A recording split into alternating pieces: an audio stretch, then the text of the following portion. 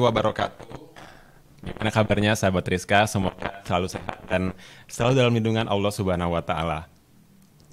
Baik lagi di podcast Rizka, podcastnya anak muda yang gaul dan suka berkarya. Bertepatan dengan hari lahirnya Pancasila, yang mana Pancasila kita tahu merupakan em, pilar ideologis negara Indonesia dan juga merupakan pedoman bagi kita bangsa Indonesia. Dan hari ini insya Allah kita akan ngobrol bareng bersama Bang Kunlanang, yang juga merupakan seorang riskader dan juga peneliti independen nih. Kita akan kupas lebih jauh mengenai Pancasila di mata millennials. Dan Bang Kunlanangnya sudah ada di sini. Assalamualaikum Bang. Bang Lanang. Manggilnya Bang Lanang ya? Iya. Bang Lanang, oke. Gimana kabarnya Bang? Alhamdulillah. Alhamdulillah sehat ya. Iya. Oke. Pancasila sebagai pedoman, terus kita juga sebagai bangsa Indonesia yang semakin menumbuhkan rasa patriotisme dan juga nasionalisme kita sebagai bangsa Indonesia. Tentunya ini, apalagi kita kayak misalnya dari kecil, itu saya sendiri dari SD itu ya Bang, juga kita sudah ditanamkan gitu rasa Pancasila ini sendiri. Seperti misalnya setiap hari Senin itu kita membaca Pancasila ini suatu acara gitu kan. Ya, bukan Terus budaya juga. iya, terus juga misalnya kalau lagi ujian semester atau ujian lain, kalau dulu soal-soal di pelajaran PPKN, kalau saya dulu ini selalu keluar nih pelajaran ini nih. Iya, emang. Nah, yang ingin saya tanyakan adalah kita nih sebagai anak muda nih, Bang. Sebagai anak muda, seberapa penting sih atau kita seberapa penting atau untuk memahami Pancasila ini sejauh mana gitu? Oh, sejauh mana? Iya. Oke. Oke, bismillahirrahmanirrahim. Assalamualaikum warahmatullahi wabarakatuh. Alhamdulillah.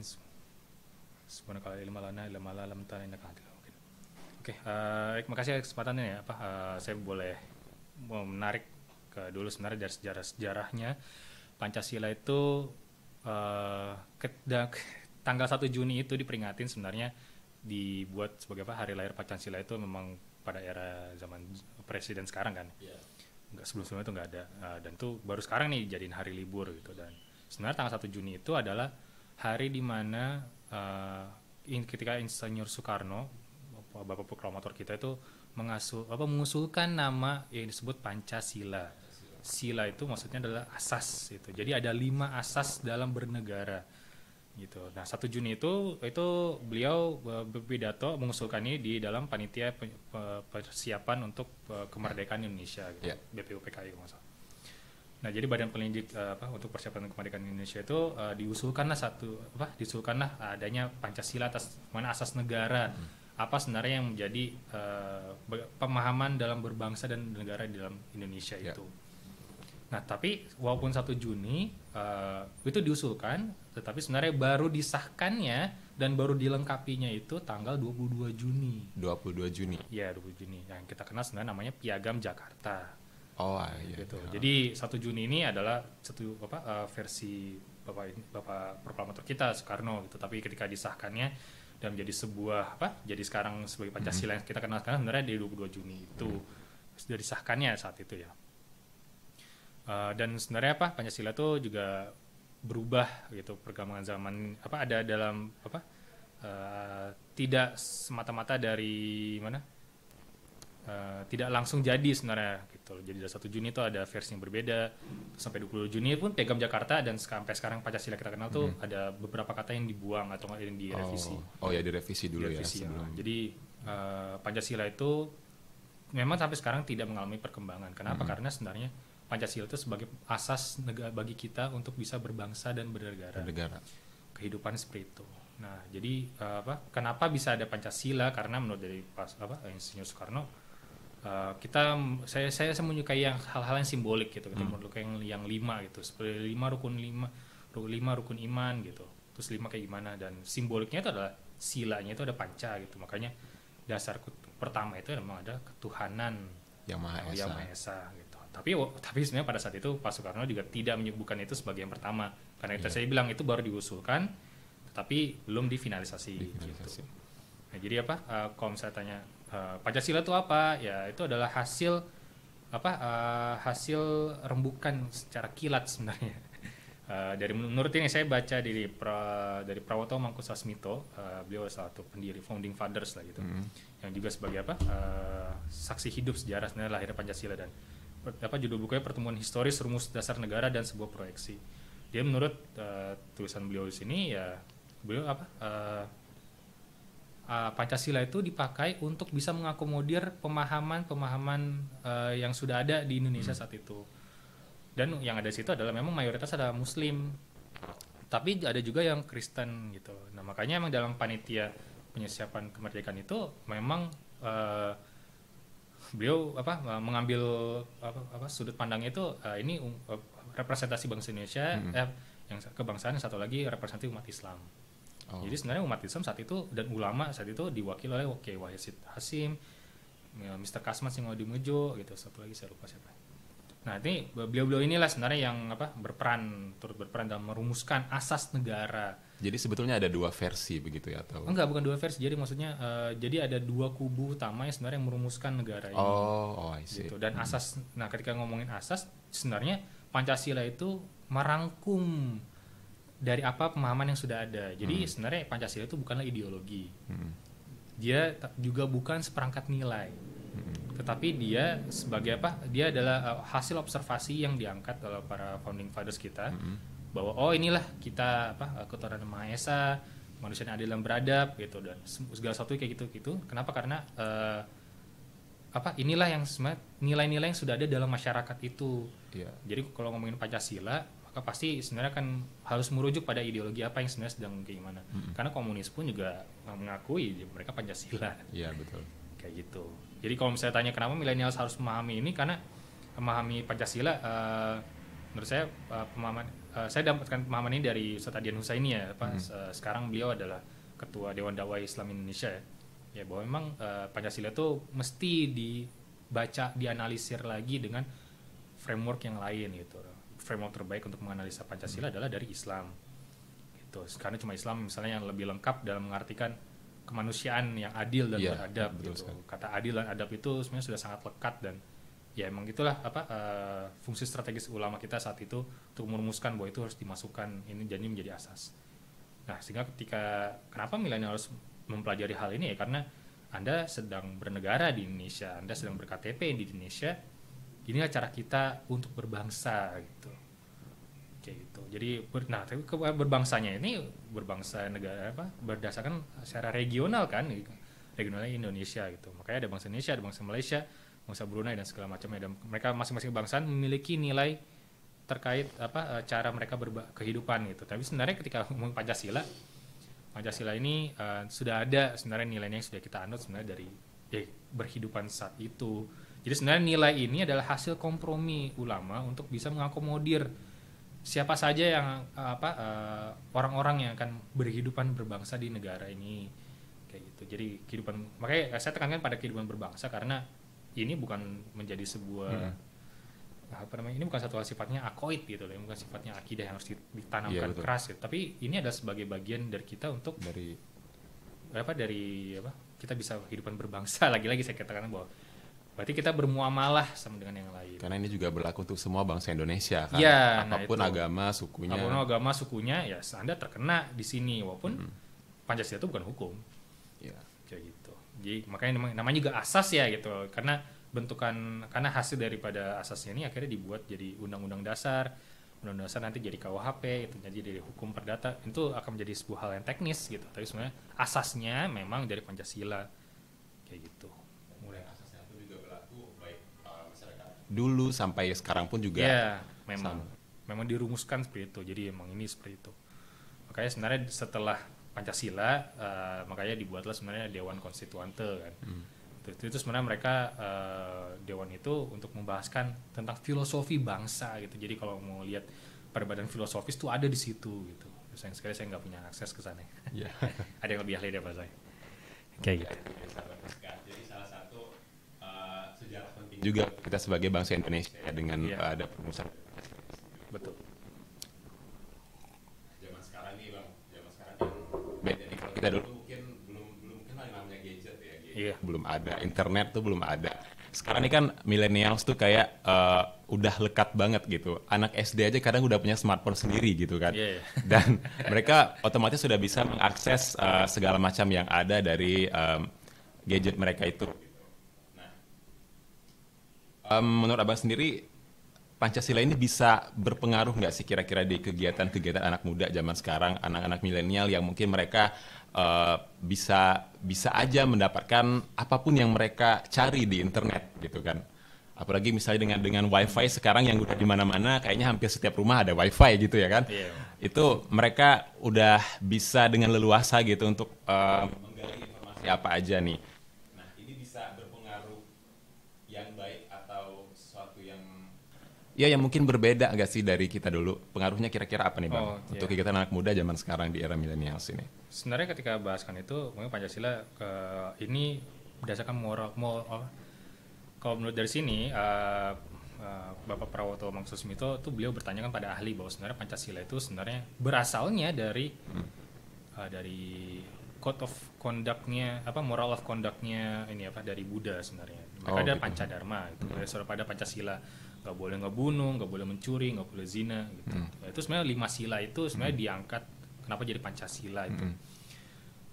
Terus jadi sebenarnya jadi pas Pancasila itu apa? Jadi itu sebenarnya code of conduct gitu. Jadi kurang lebih asasnya ketika kita bermuamalah kita tuh seperti ini loh gitu. Kita berprimanusiaan dan adil dan beradab gitu. Kita mengutamakan keadilan supaya tidak ada orang yang terzalimi gitu. Makanya adil tuh lawannya zalim gitu. Jadi adil tuh kan maksudnya menempatkan sesuatu pada tempatnya kan. Nah, jadi ketika baik generasi muda sekarang maupun generasi tua sekarang yang dulu ya Bapak melihat Pancasila tuh sebenarnya bukan dalam hal tataran praktis sebenarnya, karena memang ini bentuknya memang ideologi gitu. Ini ideologi kebangsaan. Nah, tapi ini sebagai asas saja, dasarnya. Ya, jadi ketika harus tanya prakteknya gimana ya, Anda gimana mempraktekkan adil dan beradab? Ya akhirnya jadi tergantung hikmah daripada orang-orang itu, pemahaman seseorang itu. Jadi sebenarnya ini memang bukan satu hal yang bukan harus dipaksakan seperti itu, semua harus Pancasila kayak gimana, karena ini sebagai dasar yang diharapkan nilai-nilai itu sebagai nilai yang universal di antara bangsa Indonesia gitu. Makanya kaitannya ada ideologi kebangsaan dan Indonesia gitu. Jadi dia ketika harus ditaruh tataran praktis ya, misalnya kayak kita sekarang itu apa kita sedang melanjutkan, apa kita sedang melaksanakan nilai-nilai Pancasila?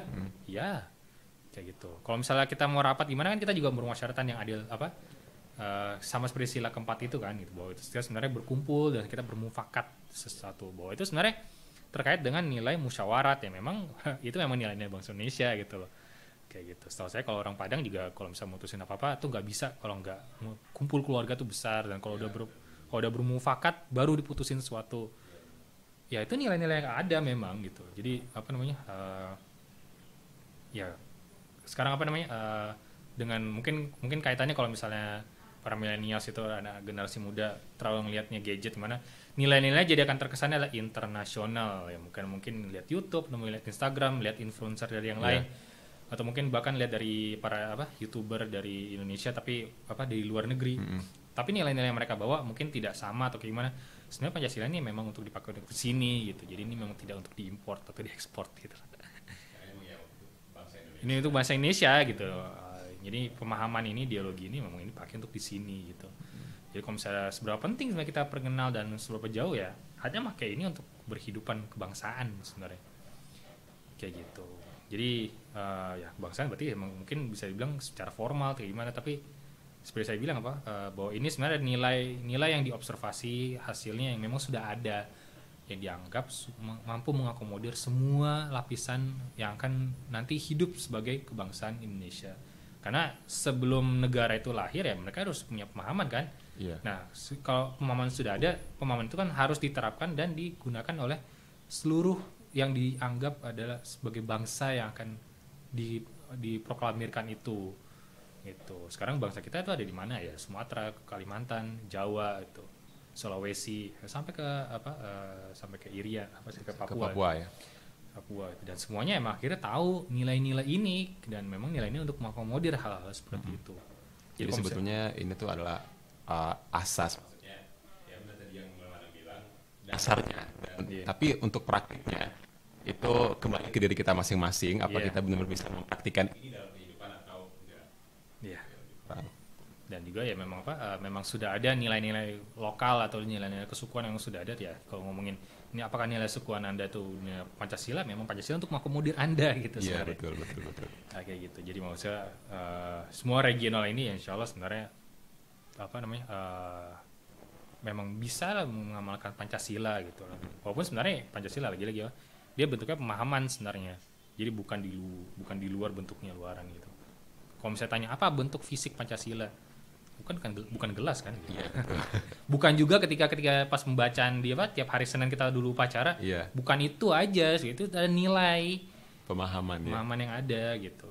Cuma memang disimbolkan sebagai bentuk kata-kata, dan itu sebenarnya merujuk pada pemahaman yang diharapkan para founding fathers kita tuh semua itu sebenarnya sudah kita bisa bersepakat lah atas sesuatu bahwa kita sebenarnya sama-sama bangsa Indonesia. Ya. Kayak gitu. Jadi ya sebetulnya juga apapun eranya, mau itu era zaman dulu, zaman sekarang, milenial atau untuk masa depan, ini tetap akan berlaku dan tetap menjadi dasar ya. Iya. Dasar dari bangsa Indonesia, baik itu dari karakter bangsa Indonesia itu sendiri, dan juga untuk karakter atau apa namanya yang jadi simbol negara itu juga gitu loh. Iya, betul. Ya, Betul sekali. Nah, bagaimana nih Bang di zaman sekarang, karena baik lagi nih ke anak milenials yang mungkin mereka lebih mungkin yang terlihat di sosial media ya. Iya. Yang terlihat di sosial media itu kayak misalnya mereka lebih bisa bilang mereka mungkin punya pandangan tersendiri gitu dengan hidup mereka masing-masing. Iya. Gitu. Dan kadang entah ada yang gampang diatur, ada yang susah diatur, ada yang ya mau seenaknya aja kayak gimana gitu kan. Nah, untuk penerapan Pancasila di kalangan anak muda ini gimana nih Bang? Kira-kira untuk anak-anak milenial zaman sekarang yang mungkin secara karakter itu berbeda. Ada perbedaan antara kita dulu atau orang-orang yang terdahulu dan juga zaman sekarang gitu. Gimana itu kira-kira pendapat Oh. mereka? Ya. Jadi sebenarnya mungkin memang kalau misalnya ngomongin soal nilai dan masyarakat mungkin zaman tempo dulu dengan sekarang mungkin ada perubahan, pergeseran karena misalnya akses informasi kita itu sekarang sudah sangat membludak gitu. Kita terpapar sebenarnya nilai-nilai Barat dan nilai-nilai yang disebutnya nilai-nilai global karena semuanya tanpa sadari selalu hadir di gadget kita gitu. Dan mungkin itu akan menyebabkan sedikit pergeseran nilai. Tapi walaupun bergeser nilai gimana, tapi bangsa Indonesia sebenarnya nggak berubah juga gitu. Kalau mau bilang ini nilainya tradisional kayak nilainya konvensional gitu, sebenarnya nggak kayak gitu. Sebenarnya ketika ngomongin nilai progresif sebenarnya Anda sebenarnya sedang menyebut nilai-nilai yang global gitu.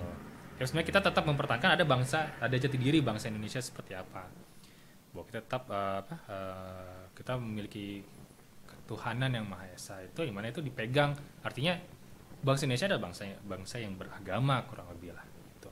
Dia bangsa yang dimana menekankan pada nilai-nilai bersumberkan daripada agama masing-masing gitu loh. Mungkin kalau misalnya kita Islam ya maka kita tahu bahwa nilai kita bersumberkan dari Al-Quran gitu, dan sebenarnya Pancasila ya sila pertama adalah kurang lebih merangkum hal itu. Makanya di Piagam Jakarta bahkan di sila pertama bahkan sebenarnya mewajibkan pelaksanaan syariat kepada para pemeluk Islam gitu loh. Itu dicoret. Kenapa? Karena dianggap bahwa memang bukan cuma umat Islam saja yang ada di sini kan gitu. Karena dianggap bahwa ketuhanan itu dianggap dimiliki aspek universal dalam bangsa Indonesia ini, bahwa semua paling nggak semua beragama dan nilainya itu bersumber daripada ketuhanan gitu. Kayak gitu. Tapi memang ketika membahaskan ini makanya tadi saya bilang Pancasila itu bisa dianalis dari pemahaman yang lain itu, dan secara pemahaman Islam maka ini sebenarnya tauhid gitu loh. Bahkan sebenarnya di beliau sini Prawoto Mangkususumi itu ketika ditanyakan apa itu Pancasila, sila pertama maksudnya apa ya, itu tauhid gitu. Secara ringkas sih kurang lebih beliau mengatakan seperti itu. Tapi kalau misalnya agama lain menganggap apa itu bisa gitu. Karena memang sebenarnya membawa ini asasnya gitu, dan sekarang pun sebenarnya sama dan nggak jauh beda gitu. Asas utama kayak dibilang asas ya. Kalau ngomongin asas itu kita nggak bisa ngomongin yang berubah gitu. Kita bisa bilang bahwa rumah itu berganti warna. dia ganti warna, ganti posisi ganti posisi kaca gitu, dia mungkin ganti posisi pintu gitu, tetapi dia nggak mungkin ganti tiang pancang. Masa iya ganti tiang pancang berarti ganti rumah. Betul. Gitu. Nah sekarang kalau Pancasila dijadikan dasar, Anda ganti nilai Pancasila, berarti Anda ganti bangsa gitu. Ya gitu maksudnya. Ya, Anda mengganti kebangsaan ketika Anda mengganti apa yang menjadi sebenarnya asas negara gitu. Padahal karena ini negara disepakati bahwa inilah nilainya gitu. Jadi ya Anda fine aja kalau Anda punya nilai yang lain gitu. Maksudnya apa? Kayak bisa bilang bahwa pemahaman ini pemahaman untuk berkehidupan bangsa. Bukan, nah makanya kalau misalnya tadi bilang kehidupan milenial kayak gimana, maka mungkin itu akan jadi seperti ranah privat gitu. Ini jadi ranah secara ranah individu. Saya mengenal Pancasila seperti apa, itu jadi out of context sebenarnya, karena memang pemahaman ini pakai lagi-lagi ini sebagai asas negara yang yang akan kelihatan sebenarnya dalam politik. Gitu. Jadi bukan jadi sebuah nilai-nilai yang kita amalkan. Misalnya kita lagi di masjid sholat gimana, terus kita lagi jualan itu nilai Pancasilanya kayak gimana. Enggak, Pancasila itu tidak merangkum kayak gitu, karena emang pemahaman negaranya ini pemahaman negara secara kalau ngomongin secara praktek ya, itu ada di politik gitu loh, kayak gitu. Walaupun mungkin kita kan bisa perdebatkan lagi apakah sebenarnya bangsa kita sebenarnya sudah berpolitik sesuai dengan Pancasila atau tidak gitu. Tapi itu untuk yang orang lain jawab lah gitu. Saya nggak mau tahu. Beda kapasitas itu. Saya nggak bisa bahas. Kalau dia menganalogikan dari tiang tiang rumah tadi ya. Dalam agama Islam juga kan diajarkan sholat adalah tiang agama. Mungkin lebih kurang seperti itu ya. Jadi kalau sholatnya kuat, sholatnya rajin, imannya pun bisa kokoh juga gitu. Ya kurang lebih gitu. Persis kayak gitu. Dan kalau misalnya kita berbicara tentang hukum Islam atau Pancasila atau hal-hal yang diatur dalam dalam ajaran Islam dan juga dalam Pancasila ini, saya juga penasaran Pak. Ini pernah nggak sih ada perdebatan atau mungkin ada yang setuju dengan dua hal ini digabungkan, atau mungkin atau perdebatan seperti apa nih mungkin yang teman-teman ketahui dari pernah terjadi nggak? Tentang Pancasila atau gimana? Ya, apa ya? Juga agama ajaran Islam, syariah Islam. Sebenarnya enggak ya, karena mungkin seperti tadi saya katakan di awal ya, bahwa sebenarnya secara historisnya para ulama itu justru memang menyisipkan dan memang ikut turut merumuskan dasar negara. Jadi kalau misalnya harus mempertentangkan apa Pancasila itu dengan Islam, maka Anda berarti harus mempertentangkan pemahaman ulama yang saat itu duduk di situ di sidang penyelidik persiapan kemerdekaan Indonesia dengan yang dengan keislaman yang sekarang gitu. Jadi Anda berarti sedang mempertentangkan pemahaman yang ada ulama yang saat itu bahwa mereka dianggap tidak memahami Pancasila. Maksudnya saya nggak mau, saya nggak mau kayak gitu. Artinya saya percaya bahwa ada orang, para ulama ini ya pasti memahami apa yang dimaksud dengan Islam dan tahu juga bagaimana kehidupan negara. Jadi kalau misalnya ada yang mempertentangkan hal itu, ya itu jadi pseudo problem gitu, jadi masalah yang semu. Dan saya harap ini bukan satu hal yang kita pertentangkan, karena ketika ngomongin Islam, maka Islam itu justru merangkumi segala aspek kehidupan kita. Nggak ada bagian kehidupan kita yang tidak diatur oleh Islam gitu. Kita minum, kita tahu dari tadi saya minum pakai tangan kanan, terus saya ke toilet masuk kaki kiri, keluar kaki kanan, itu semua diatur gitu. Pancasila kan tidak mengatur hal kayak gitu. Pancasila itu memang mengatur sebagai kehidupan kita lagi. Jadi saya ulangin lagi sekian kali, mengatur kehidupan kita berbangsa dan bernegara.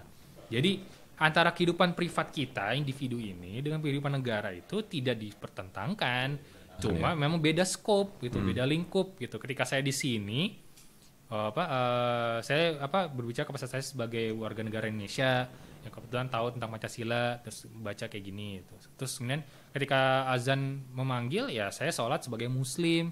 Ketika saya pulang, maka saya sebagai siapa? Saya sebagai bapak, saya sebagai anak, dan saya sebagai teman gitu. Nah, antara identitas ini kan tidak dipertentangkan gitu loh.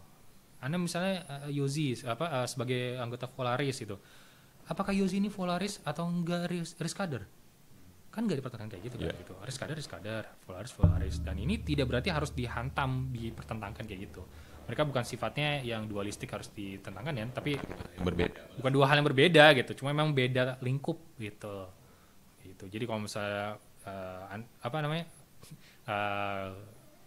menurut saudara Dian ya saya dikasih tahu juga tentang Pancasila kayak gimana ya, Anda belum mengerti Pancasila sebenarnya ketika harus mempertentangkan antara nilai yang satu dengan nilai yang lain gitu, dan terutama khususnya saat ini Islam seperti apa. Ya karena memang Pancasila itu memang ada untuk mengakomodir semua nilai-nilai yang ada saat ini, kehidupan bangsa saat itu dan bahkan sampai sekarang tuh kayak gitu.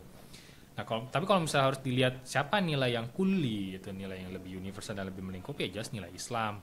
Itu sedangkan nilai Pancasila itu, makanya tadi bilang prakteknya apa sebenarnya Pancasila? Ya itu ada di kehidupan berpolitik gitu loh. Karena emang kehidupan kita berbangsa tuh di sana gitu, dan bernegara tuh kayak gimana. Bukan ditaruh di ranah-ranah kayak ranah individu kayak gitu. Dan memang kita bisa menggunakan nilai Pancasila ya, cuma itu kan sebagai asas, itu bukan tampilan luar. Nah makanya tadi saya bilang kalau misalnya Pancasila itu harus diganti, ya Anda harus ganti kewarganegaraan. Kayaknya harus ganti semua, rontuh aja semuanya. Kalau nggak ada Pancasila berarti nggak ada UUD gitu, nggak ada undang-undang dasar. Kalau nggak ada undang-undang dasar ya berarti nggak ada juga undang-undang yang sekarang ada sekarang. Terus, ya berarti sekarang Kepres, keputusan presiden, pemerintah, kementerian gitu.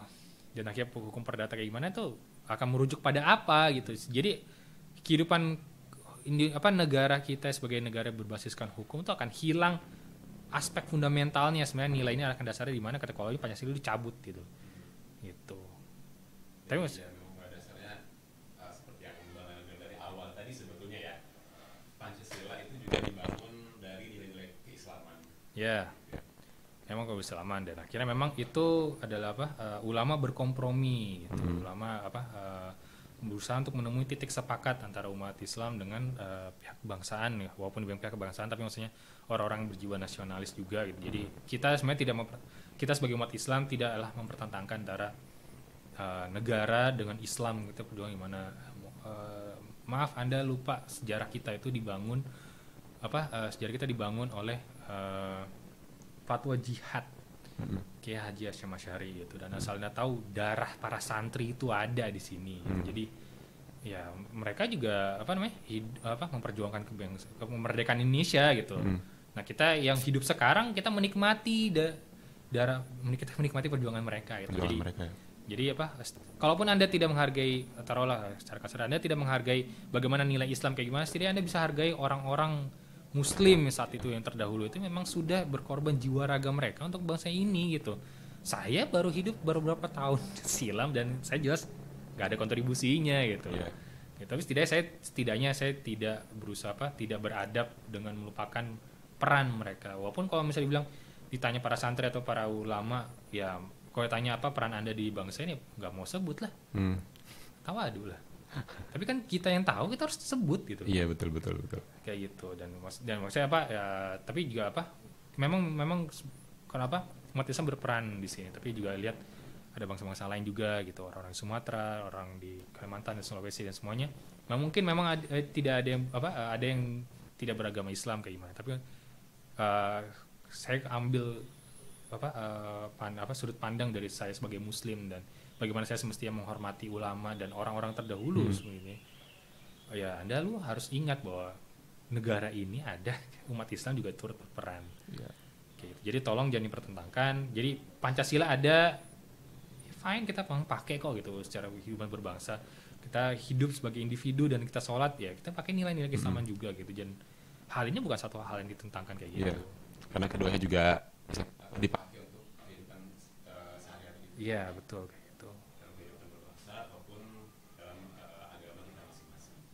Betul. Satu pesan ya Bang untuk anak milenial zaman sekarang, gimana sih caranya mereka menerapkan nilai-nilai Pancasila dan juga nilai-nilai keislaman dalam hidup mereka? Ya sebenarnya Ya cukup Anda jadi Muslim yang baik itu udah cukup sebenarnya. Anda sudah berpancasila sebenarnya.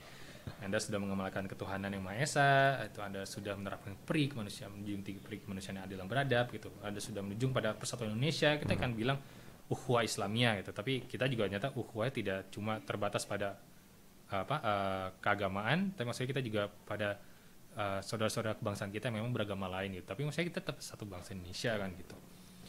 Kayak gitu. Dan kita ketika untuk sesuatu kita bermusyawarah mufakat gitu, dan kita berusaha untuk mewujudkan keadilan sosial gitu.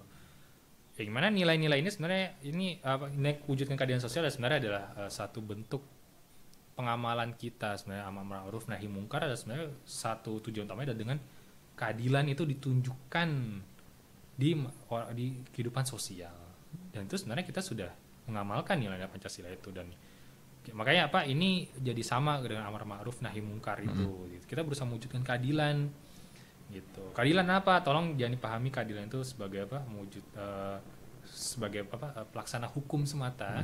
Tapi keadilan itu adalah sebenarnya menempatkan sesuatu pada tempatnya. Akhirnya menempatkan yang hak pada yang hak dan yang batil pada yang batil gitu. Jadi makanya kita amar ma'ruf nahi mungkar gitu. Kita mengingatkan saudara-saudara kita, ini jangan seperti ini akan merusak kita akan berlaku zalim pada yang lain gitu. Jadi pesannya ya Anda menjadi Muslim yang baik dan Anda tahu Anda sedang berada di Indonesia, ya Anda ngamalkan dua-duanya sebenarnya kan. Kayak gitu. Jadi memang makanya saya bilang ini bukan satu hal yang dipertentangkan, tetapi memang beda skop lingkupnya itu. Jadi satu yang berbangsanya, satu secara individunya. Cuma memang kalau misalnya harus antara dihadapkan keduanya, memang nilai Islam jelas lebih besar, lebih universal. Gitu. Tapi tidak berarti bahwa nilai Pancasila ini harus harus tertolak gitu. Enggak gitu. Jadi tolong jangan tolong pelajari sejarah kita untuk kita bisa tahu sebenarnya nilai Pancasila itu seperti apa. Gitu. Jangan mudah termakan hoax gitu, atau enggak jangan mudah juga keikutan orang-orang yang sebenarnya belum memahami betul sejarahnya sebenarnya. Karena kalau ngomongin Pancasila, satu pertama memang dia ideologi negara, asas negara. Tapi maksudnya asas negara itu Anda tidak mungkin melupakan aspek sejarahnya. Ya sebenarnya justru membentuk pemahaman itu. Saya bisa memahami kayak gini karena beliau inilah Bapak Prawoto almarhum Prawoto Mangkususmito inilah menuliskan berdasarkan kesaksiannya apa yang terjadi saat itu, pemahamannya seperti apa, siapa saja yang berperan. Jadi emang penting bagi kita untuk mempelajari hal ini. Dan sebenarnya Pak Muhammad Hatta ya itu beliau menuliskan pembuka di sini mukadimahnya bahwa buku ini baik bagi para generasi muda yang saya harapkan mereka juga bisa meneliti dari berbagai aspek sudut pandang gitu. Karena memang sejarah gak cuma satu orang doang gitu loh. Gitu. Sejarah memang banyak pelakunya. Maksudnya kita tapi kita banyak pelakunya, tapi kita jangan sampai kita nggak ngambil salah satu dari siapa pelaku sejarahnya itu. Gitu. Tahu-tahu yang ngomong dia baru hidup misalnya baru kelahiran 50, 60. Ini dibentuk dari tahun 40 gitu. Yeah. Dan yang ketika membahas ini berarti orang sudah dewasa semua gitu. Ketika Anda baru lahir tahun 60-an dan pemahaman Anda dirujuk ke situ, ini ketika ngomong sejarah ya, nah Anda nggak kuat gitu loh. Anda bukan sumber utama gitu. Ya sumber utama berarti Soekarno, Pak Muhammad Hatta gitu. Di sini juga ada Haji Agus Salim gitu. Ya para pembesar, para founding fathers inilah yang Anda harus rujuk ketika pemahaman negara itu seperti apa gitu. Ya karena mereka pelaku sejarahnya dan mereka yang membentuk hal yang seperti itu. Tahu juga Pak Wahid Hashim gitu. Bapak Kiai almarhum Kiai Gus Dur kan. Gitu. Dan kita harus merujuk hal yang kayak gitu. Pak, lihat, makanya kenalilah siapa jas merah ya, jangan sekali-sekali lu melupakan sejarah gitu maksudnya. Benar, jas merah. Ya supaya dalam arti bahwa kita bisa beradab loh gitu terhadap orang-orang yang sudah mendahului kita dan memang sebenarnya sudah mengamalkan nilai Pancasila lebih dulu. Mereka sudah berkorban jiwa raga mereka untuk bangsa ini gitu. Jadi makanya cek aja dulu ke mereka, tanya ke pahlawan itu seperti apa, lihat biografinya kayak gimana, cek pemahaman mereka seperti apa, barulah kita bisa merefleksikan diri kehidupan kita. Emang saya sudah sejauh apa untuk berkorban untuk Indonesia gitu. Emang saya sudah sepaham apa tentang kehidupan berbangsa ini gitu. Kayak gitu sih sebenarnya. Ya, jadi itu ya sahabat Rizka. Jadi keduanya ini tidak perlu menjadi sebuah perdebatan karena antara Pancasila dan juga syariat Islam itu keduanya juga baik untuk diri kita dan juga baik dalam berbangsa maupun secara individu. Betul. Baik sahabat Rizka, inilah perbincangan saya dan juga Bang Lanang di Pancasila di mata milenial. Semoga bisa bermanfaat untuk sahabat Rizka semua. Amin. Dan juga untuk sahabat milenial yang sekarang mungkin nanti yang menonton podcast ini, semoga bisa bermanfaat dengan baik. Baik, terima kasih banyak Bang Lanang. Ya, makasih banyak dari undang. Terima kasih atas pembahasannya dan sampai jumpa lagi di pertemuan berikutnya. Amin. Assalamualaikum warahmatullahi wabarakatuh. Waalaikumsalam.